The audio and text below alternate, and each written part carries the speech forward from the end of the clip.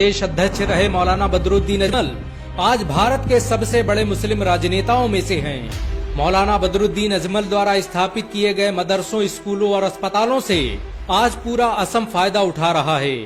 जमीयत उलमा हिंद के general secretary रहे मौलाना महमूद मदनी राज्यसभा सांसद के रूप में अपनी सेवाएं दे चुके हैं।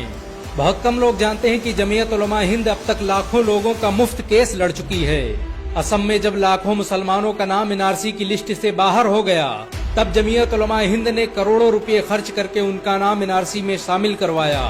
जमीयत उलमा हिंद आतंकवाद के केस में फंसे लाखों बेकसूर मुसलमानों का केस लड़ चुकी है।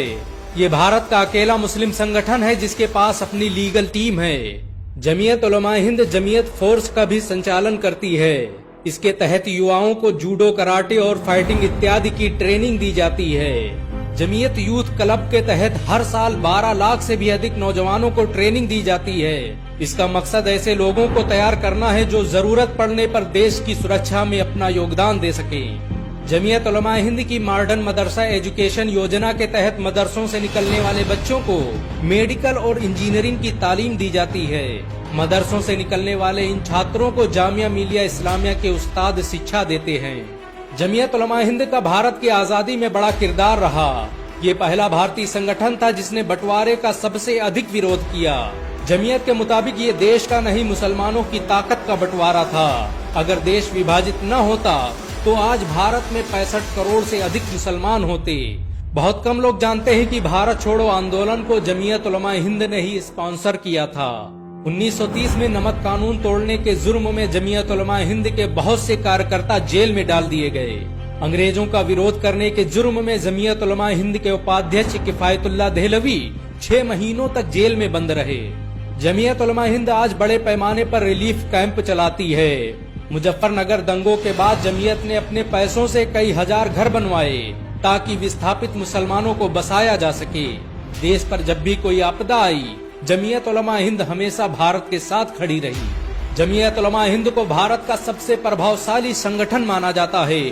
जमीयत के दबाव में ही भारत सरकार ने मस्जिद अक्सा को फिलिस्तीन का हिस्सा बताते हुए इजराइल को एक देश के रूप में मान्यता देने से इनकार कर दिया।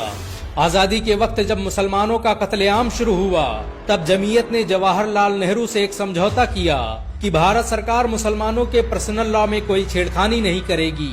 इसी के बाद भारत में मुस्लिम पर्सनल लॉ बोर्ड को कानूनी मान्यता मिली।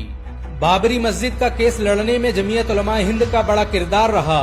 1934 में किफायतुल्लाह देहलवी ने फैजाबाद का दौरा किया और बाबरी मस्जिद की पहली रिपोर्ट पेश की। 1952 में मौलाना अबुल कलाम आजाद और हुसैन अहमद मदनी ने ही ये फैसला किया कि हम इस मामले को कोर्ट तक ले जाएंगे। जमीयत उलमा हिंद ने ही बाबरी मस्जिद वर्किंग कमेटी बनाई, जिसमें जफर याब जीलानी और मोहम्मद मतीन जैसे वकील शामिल थे। आपको ये जानकर शायद हैरानी हो कि भारत में स्लाटर हाउस को जमीयत उलमा हिंद ही हलाल का सर्टिफिकेट देती है।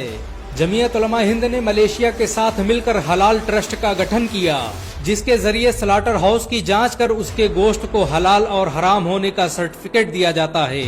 जमीयत उलमा हिंद भारत का सबसे पुराना गैर राजनीतिक संगठन है। 12 लोगों के साथ शुरू हुई जमीयत में आज करोड़ों लोग काम करते हैं। जमीयत आज सिर्फ एक इदारा ही नहीं, भारत की पहचान बन चुका है। इस संगठन ने हर दौर में भारत के लिए सबसे ज्यादा कुर्बानियां दी।